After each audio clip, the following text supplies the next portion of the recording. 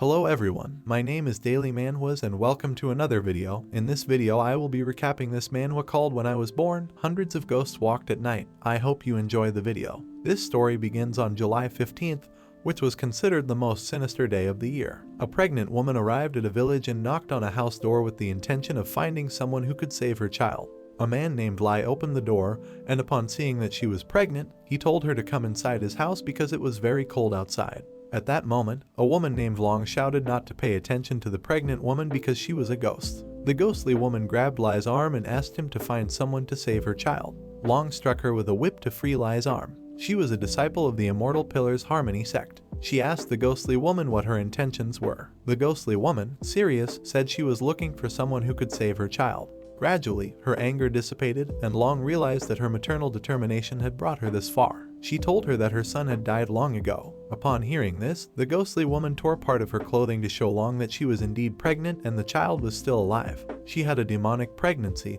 and seeing the state of her belly, Lai asked Long if it was true that the child was still alive. Long replied that the fetus's life was hanging by a thread, and if the fetus were to die, the determination of the ghostly woman would disappear. And because of this, she would have a physical body with two lives, so she would transform into the birth ghost. The birth ghost took the lives of pregnant women with scissors to use them as substitutes. Knowing this, Lai asked if they should help her give birth to the child to avoid this. She said it was impossible because today was the most sinister day of the year. If the child were to be born, the mother would die and give way to the sinister child. Sinister children possessed sensitive natural abilities, and once they embarked on the path of ghostly cultivation, their progress was 100 times faster than that of an ordinary person, making them perfect candidates for evil ghosts to possess them. Now that the ghostly woman had reached the village, all spirits and monsters within a range of 100 kilometers were lurking around the village, wanting to seize this opportunity to possess the child. If the child were to be born, the night would be filled with powerful evil spirits, and Long sensed that if this were to happen, both of them were going to die. Without thinking twice, Lai cut the woman's belly to take out the child without harming him. Long took the sinister child, and the village was filled with monsters. Lai noticed that this child didn't have an umbilical cord like normal children.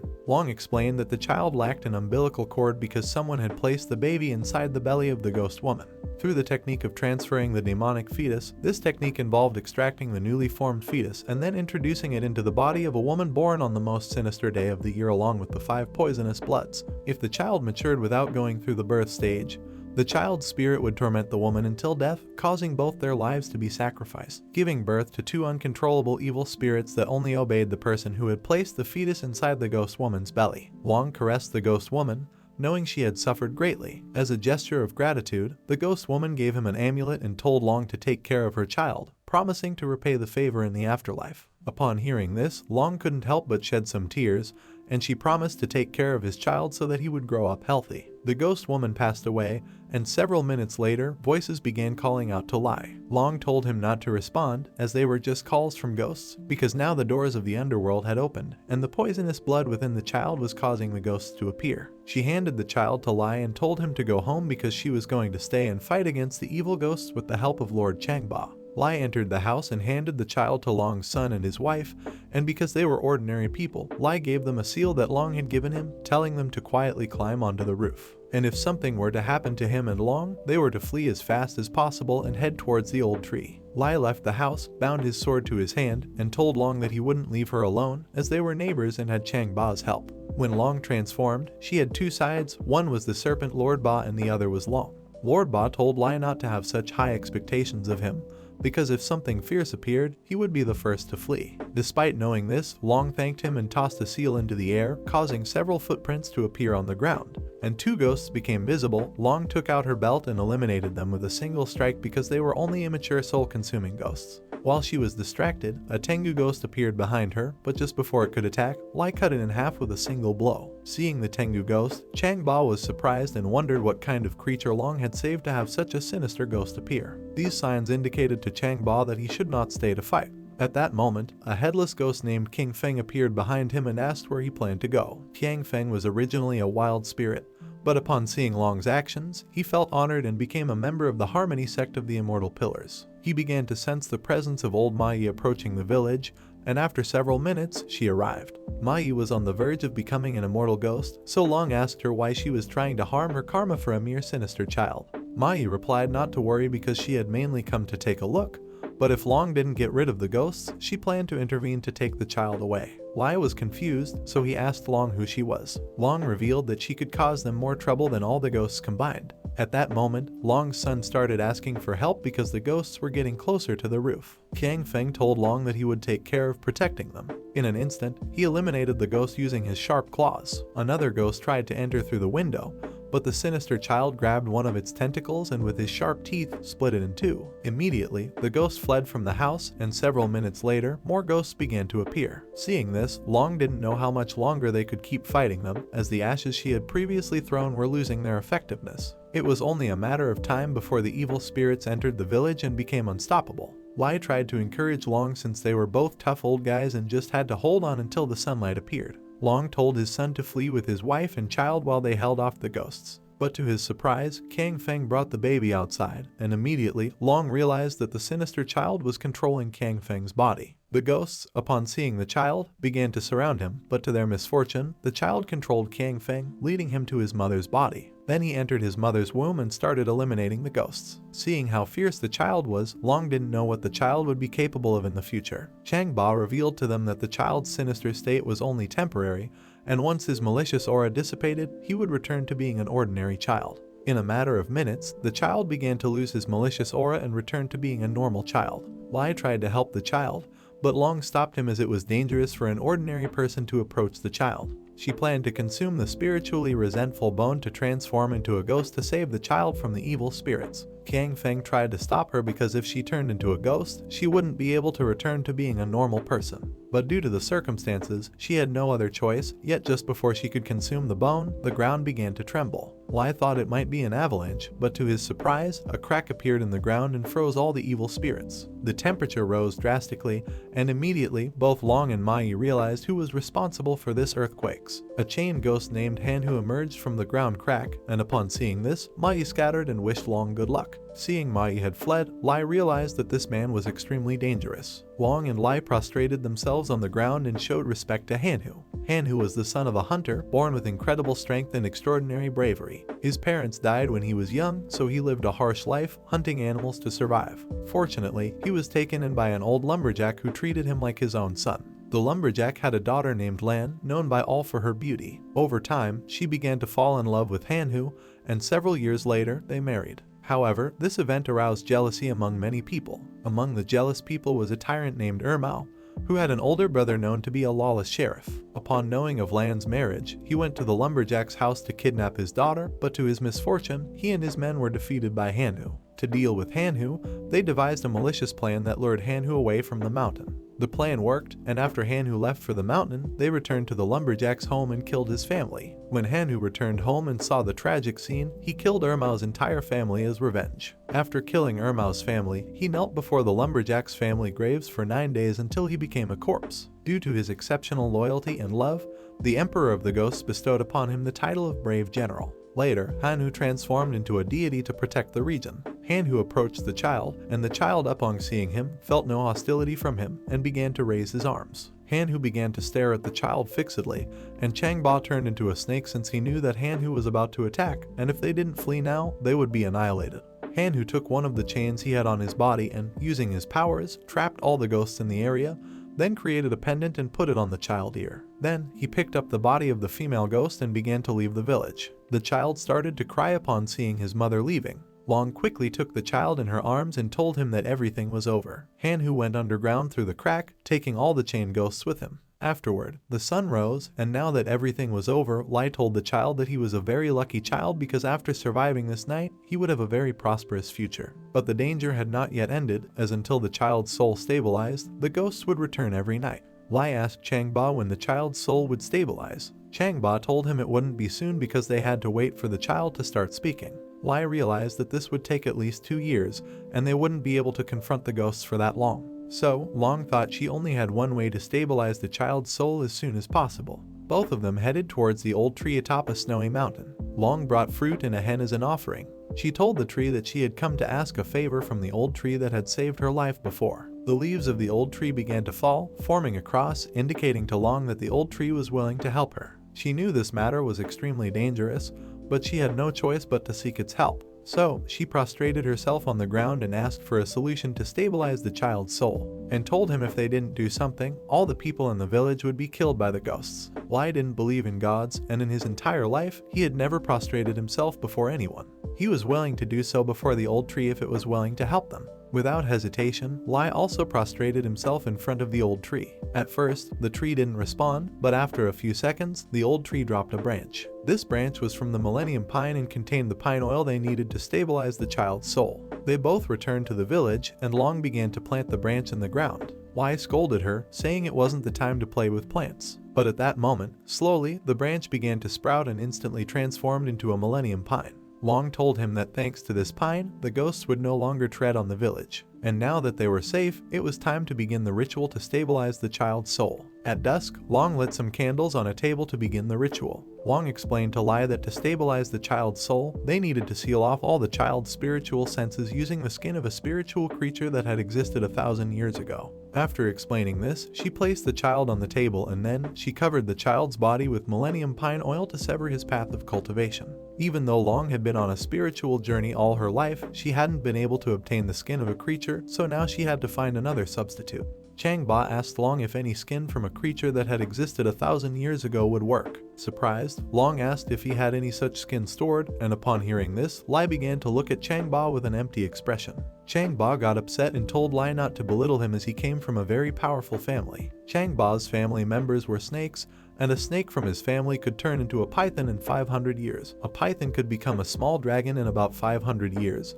and a small dragon could turn into a water dragon in 500 years. Changba told them that he possessed the skin of his ancestors, and he was willing to give them the skin he considered a treasure in exchange for forgetting that he had previously fled upon seeing Hanhu. Long agreed because she thought he had fled to seek reinforcements. Then she ordered Changba and Kang Feng to protect the village while they began the ritual. Long poured the last drop of Millennium Pine oil into the child's mouth, and within seconds, the child's body began to manifest its soul. Long had faith that after the ritual, the child would become a normal person free from the sights of greedy ghosts. Now that the child's body was manifesting its soul, Long called for Changba to hand over the skin. Changba took out a piece of skin from his mouth and threw it onto the table, and in an instant, the skin covered the child's entire body. Long told to the child if he couldn't withstand the dragon's skin, he would lose his life. Little by little, the skin began to tighten around the child's body, and the spirit of a dragon appeared. Lai asked Long if they should help the child. At first, Long became nervous, but she remembered that the child mother gave them an amulet, so she told Lai to bring the amulet that the ghost woman had given them before she passed away. Lai took the amulet out of his pocket,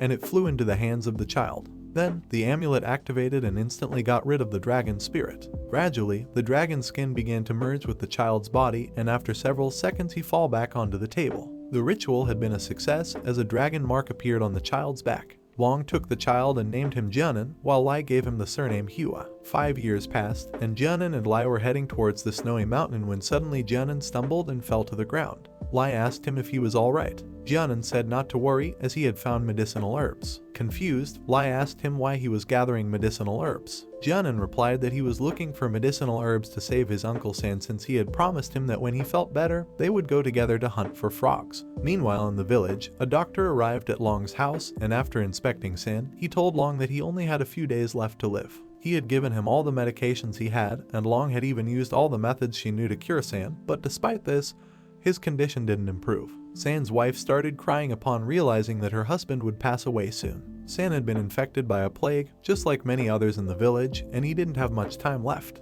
He told Long not to worry because after his death, Jianan would take care of everything. His physical condition began to worsen, and through tears, he told his wife that once the baby was born, she could marry another man, as she was still a young person. His wife refused, and through tears, Long promised him that she would treat her like her own daughter and would find her a good partner. While everyone was sad, Jianan entered the room with medicinal herbs he had collected. Long told him not to get close to San as he might also get infected by the plague, but Jianan refused and told her not to worry because he had the antidote. His words shocked everyone, and as he headed towards San's bed, the doctor grabbed his hood and told him not to play with people's lives like that. But upon seeing the herbs, the doctor was surprised, and Jianan explained to him that he planned to use this ingredients to create the antidote for the plague.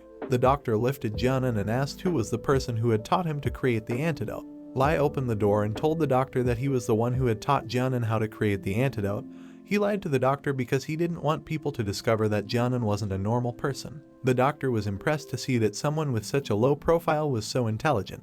While the doctor praised Lai, Long congratulated Jianan for finding the cure to save the entire village. She told everyone that she would communicate the good news about the antidote to the people in the village. Upon seeing this, Jianan told her to give his regards to the woman at the well. Immediately, Long's expression changed, and she asked Jianan who the woman at the well was. She asked Jianan in which well he had seen the woman. Jianan replied that he had seen the woman in the well in Tian's backyard. He saw how the woman emerged from the well and licked San's neck to infect him with the plague. San's wife was confused, so she asked Long why Jianan could still see ghosts if they had changed his skin. Long clarified that despite changing his skin, he still had the same eyes, so he could still see ghosts. Long decided to go to Tian's house with the excuse of telling him that they had found the cure to see if the woman in the well was real. After several minutes, she arrived at the house and knocked on the door. Tian opened it and asked her why they had come to his house. Long said they had come to bring the antidote for the plague. Then the doctor entered the house and began to explain him how the antidote worked. Tian took Lai inside the house to give the antidote to his family members. Long took advantage of the fact that everyone had gone inside the house to approach the well. After carefully inspecting the well, she did not feel any negative energy, so she began to think that Jianan had gotten confused. That's why she thought it was best not to tell anyone about the woman in the well. After several minutes, Lai and the others came out of the house, and Long asked Tian if he had been sick lately. Tian told her that he hadn't been able to sleep lately, and upon hearing this, Long realized that something strange was happening to him and his family. So she handed him a dagger and told him to hang it on the wall to ward off evil spirits. Tian thanked her and placed it on the wall of his house, and after everyone left, the dagger activated because it was detecting the presence of an evil spirit. The next day, Long returned to Tian's house together with Jianan to inspect the well again. Seeing that Long had come back, Tian asked her if there was any evil spirit lurking around his house. Long, looking at the dagger, told him that there was no ghost, and upon knowing this, Tian was relieved and entered his home. Long asked Jianan if he had really seen a woman coming out of the well. Jianan approached the well and began to call out to the woman, but no matter how much he called, no one answered. Seeing this, Long threw some coins filled with positive energy into the well so that if the ghost woman really existed, she would not be able to go outside to harm people. As they were heading towards the door to leave Tian's house, the village doctor opened the door and told Long that San's wife was about to give birth. Jianan and Long were happy to hear this good news and quickly went back to their house. Hours passed and it got dark, and San started worrying because the baby was taking too long to be born. The village doctor opened the door of the house and told them to find a vehicle to transport San's wife to the county hospital because she was having many difficulties giving birth. Upon hearing this, San became nervous as the county hospital was about 150 kilometers away, and if they even used a car, they were not going to make it in time to save the baby. Lai asked the doctor if there was no other way to save the baby. She told him that she had tried everything, but nothing was working, so the only option now was to take her to the county hospital. Jianan looked inside the house, and after thinking for several seconds, he told them that he had found a way to help San's wife to give birth to the baby. Upon hearing this, the doctor scolded Jianan, telling him not to play around with such matters as a person's life was in game. Lai knew that she was not going to listen to Jianan, so he took Jianan and went to the side to ask him how they were going to save the baby. Jianan told them they needed to prepare an infusion called powder that helped women with dilation. But before taking the infusion, San's wife had to take the ginseng. Immediately, Lai realized it was a good idea as the ginseng could revive the person who had consumed it. Lai prepared the infusion and gave it to the doctor so that she could take it to San's wife. The doctor told San's wife that she owed this infusion that Lai had prepared for her. Upon knowing that Lai had prepared the infusion, she began to doubt whether it would really work. But when she saw Long's face, she realized that the infusion had been prepared by Jianan. So without thinking twice, she drank the infusion, and after several minutes she began to feel better and told Long that now she could give birth to the baby. Within minutes, she gave birth to a baby girl. And Long thanked the doctor, and as a token of her gratitude she told her that she was going to give her a pair of rabbits. Then the doctor left, and on the way she thought of throwing San's wife's uterus into the river to prevent the bandits from finding it and selling it on the black market. As she was heading towards the river, she began to feel a strong aura, and without any delay she began to follow the trail of the aura until she reached the well of Tian's house. Without thinking twice, the doctor threw the uterus down the well, and after she left, the ghost woman came out of the well. Meanwhile, while San was thanking Jianan for saving his wife, the ghost woman appeared and climbed onto the roof of the house and began to stare at the baby girl. Jianan saw her and told her to come down from the roof to play. San got scared and asked Jianan who he was talking to. Jianan told him that he was talking to the woman he had seen in the well at Tian's house. Long sensed the presence of the ghost woman and immediately came out of her house, but she was too late as the ghost woman escaped. Long told her that she was going to finish her off for entering her territory to harm the villagers. The next day, Long lit candles in front of a statue to ask the gods for help. The gods told her that there was an iron coffin in the well of Tian's house, and also advised her not to fight against what was inside the coffin. They also told her that 300 people were going to die because of the iron coffin. Long immediately realized that she would not be able to defeat the evil spirit so easily. She came out of her house to tell Lai that there was an iron coffin in the well of Tian's house and that 300 people were going to die because of it. Upon hearing this, Lai told her that he was going to gather many strong men to plug the well so that no one would be able to take out the iron coffin. At that time, San came to tell him that many people from the city had come to Tian's house to help him to reform the well.